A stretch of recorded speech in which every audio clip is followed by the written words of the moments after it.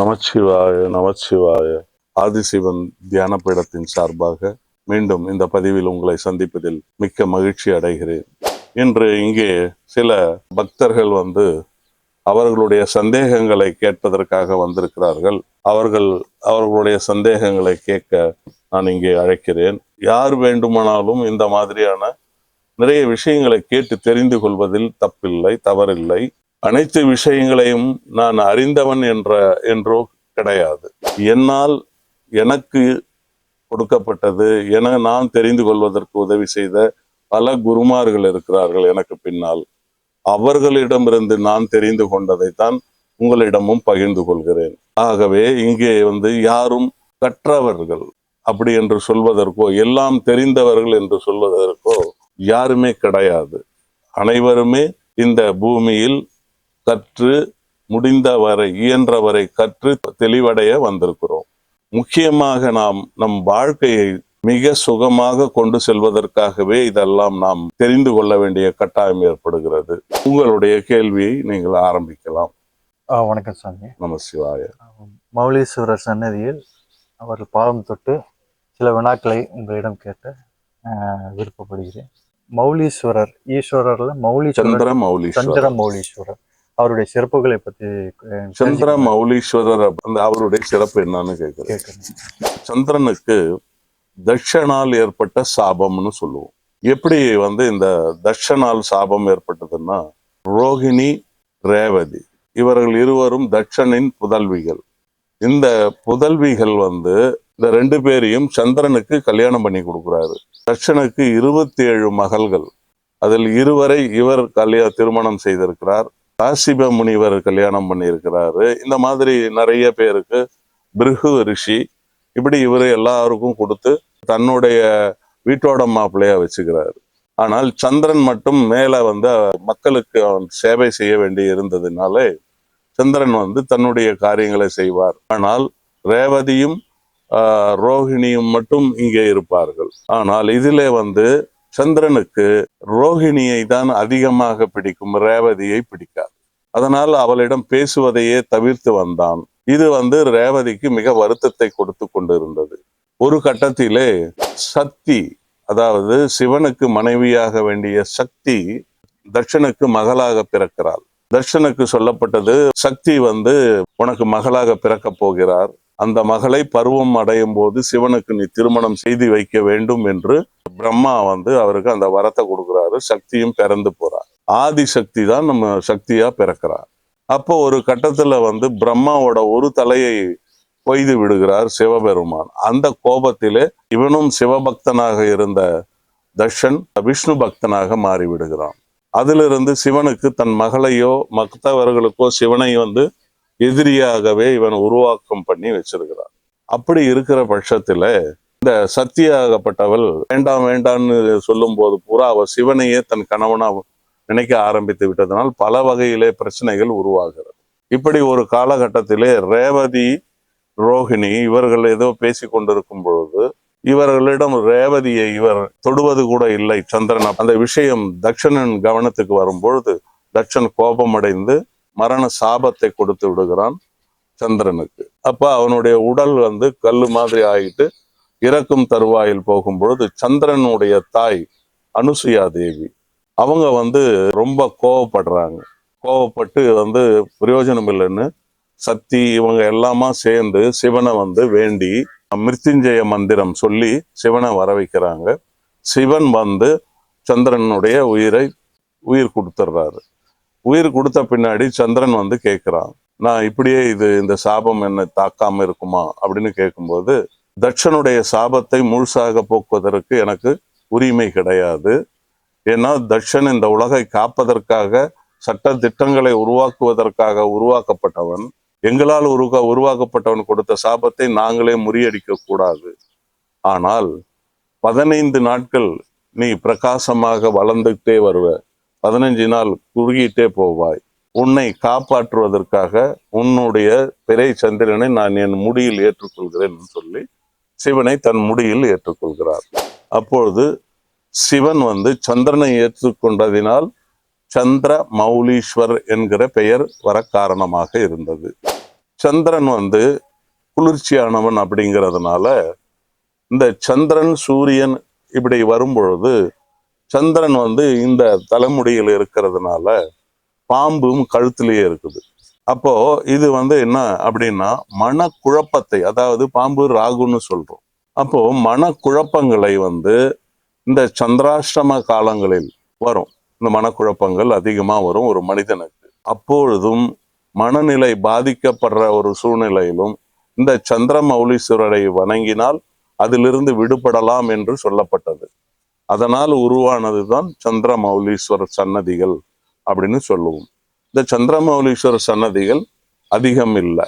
தமிழகத்தில் எனக்கு தெரிந்து 3 கோயில்கள் இருக்கிறது. ஒன்றை இங்கு திங்களூரிலும், நம்ம ஈரோடு மாவட்டத்தில், இன்னொன்று கும்பகோணம் பக்கத்திலும், இன்னொன்று இப்பொழுது நாம் பிரதிஷ்டை செய்து இருக்கிறோம். இந்த சந்திர மௌலீஸ்வரர் ஏன் நான் வைக்க காரணம் வந்து, ஜோதிடம் பார்க்க வர்றவங்க எல்லாமே மனநிலை பாதிக்கப்பட்டு நிம்மதியற்று தான் வருகிறார்கள். அப்பொழுது இந்த இறைவனை அவர்கள் வணங்கினால் ஏதோ அவரால் முடிந்த அளவுக்கு இந்த மன நிம்மதியை கொடுக்கட்டும் என்பதற்காக உருவாக்கினேன். இதுதான் சந்திர மௌலீஸ்வரர் என்ற பெயருக்கு காரணம். மௌலீஸ்வர் என்பது சிவனுடைய இன்னொரு பெயர். அதனால் சந்திரன் சேர்த்தால் சந்திர மௌலீஸ்வரன் அப்படி இந்த அழைக்கப்படுகிறார்.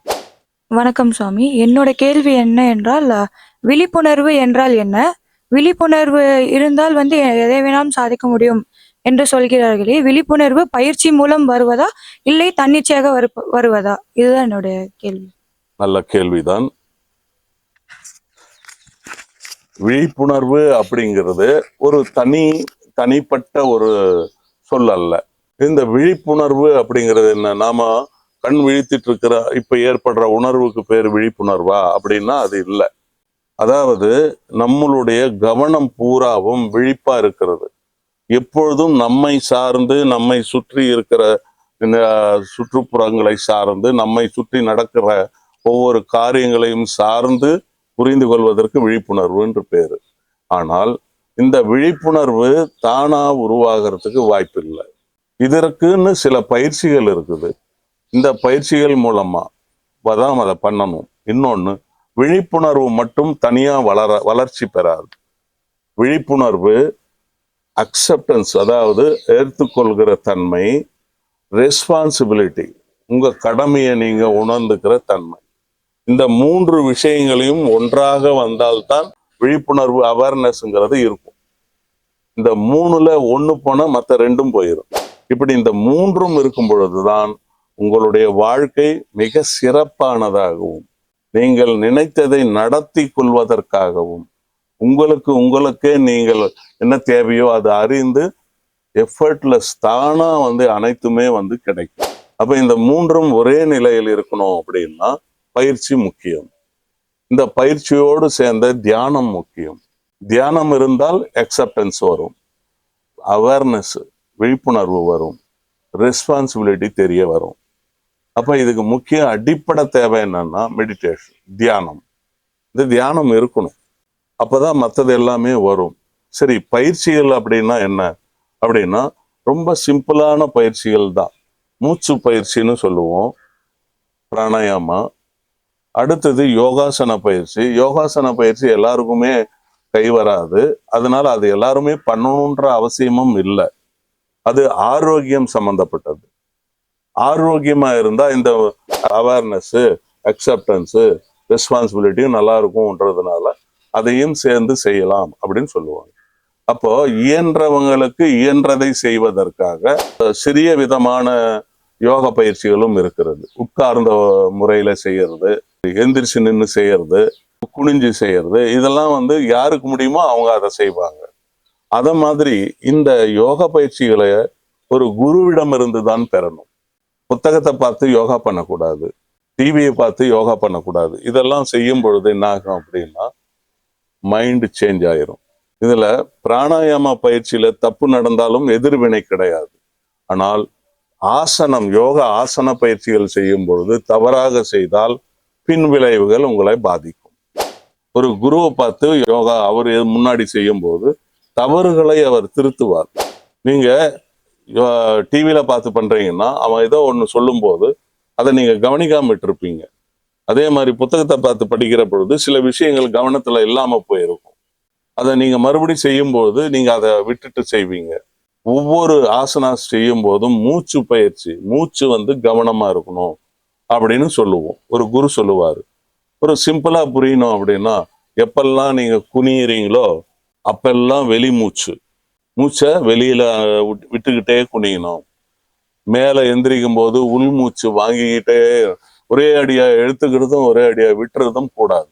கொஞ்சம் கொஞ்சமா செஞ்சுக்கிட்டே வரணும். இது பழக்கத்தின் அடிப்படையில் தான் கவனத்துல வரும்.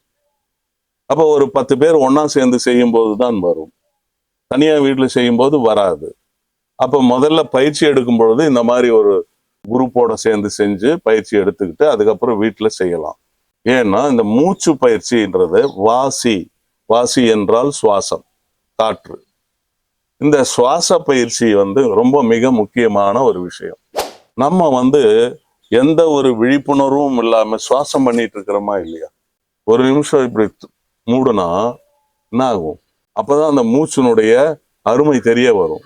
அப்போ இந்த உயிருக்கே நான் மூலாதாரமான இந்த மூச்சுக்கே நம்ம முக்கியத்துவம் கொடுக்காம வாழ்ந்துட்டு இருக்கிறோம்.